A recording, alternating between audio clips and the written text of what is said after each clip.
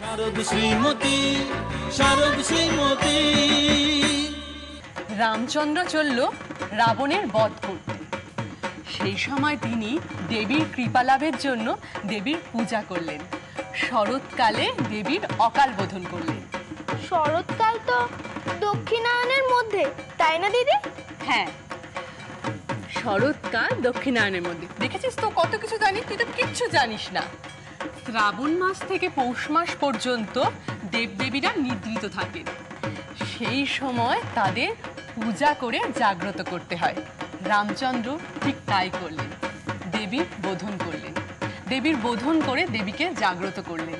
কে তুমি যাওনি? আজকে কোথাও ভাড়া নেই? না। হ্যাঁ দুর্গা, হ্যাঁ চট করে রেডি হয়ে তোরা দুজন বেরিয়ে যাবি।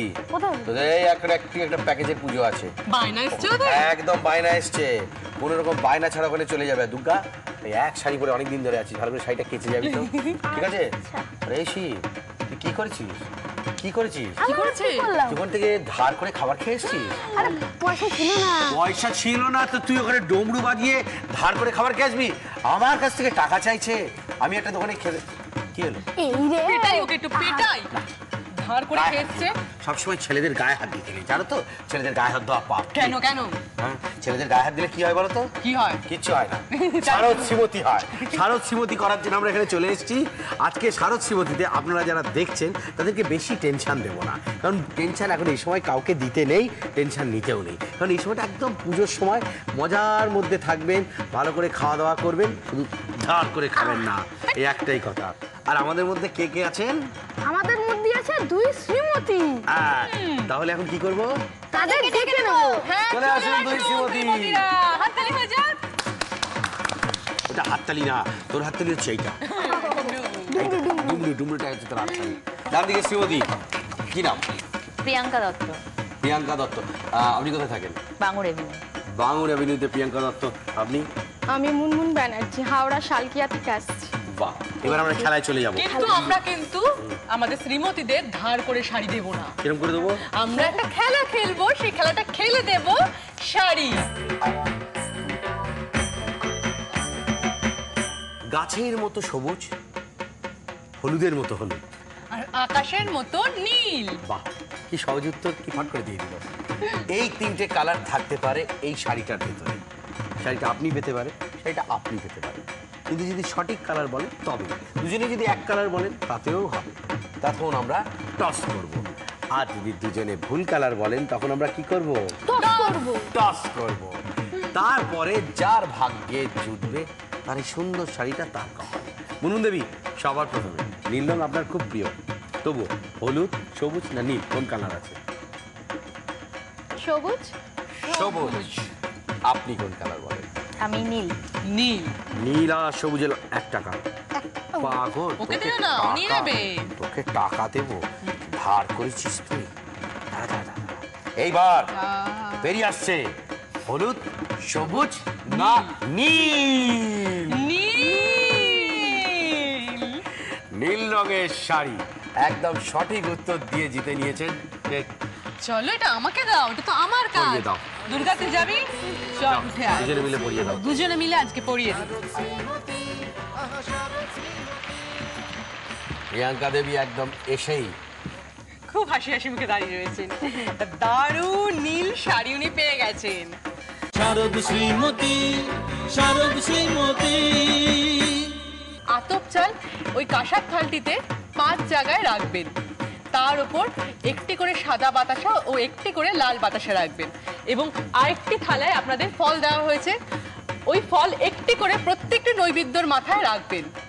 2 মিনিটের মধ্যে যে শেষ করতে পারবে আগে, সেই পেয়ে যাবে 20-তে 20। কে আগে করবে? সবার আগে গম্ভীর মুখের মুনমুন শ্রীমতী। আর আপনার সময় শুরু হচ্ছে এখন। লোভ লাগছে। বৌদি কিনতে, মানে নৈবেদ্যটা নিচ্ছেন, কিন্তু ও ঠাকুর মশাই টেকবে না এবার। হ্যাঁ, ওই নৈবেদ্য নেওয়ার জন্য কোন ঠাকুর মশাই? দাদাকে না পাড়ার মোড়ে অনেকক্ষণ দাঁড়িয়ে থাকতে হয় ঠাকুর মশাই খোঁজার জন্য। কেউ বলে ওই বাড়ি, না না, ও বাড়িতে আমি যাবো না।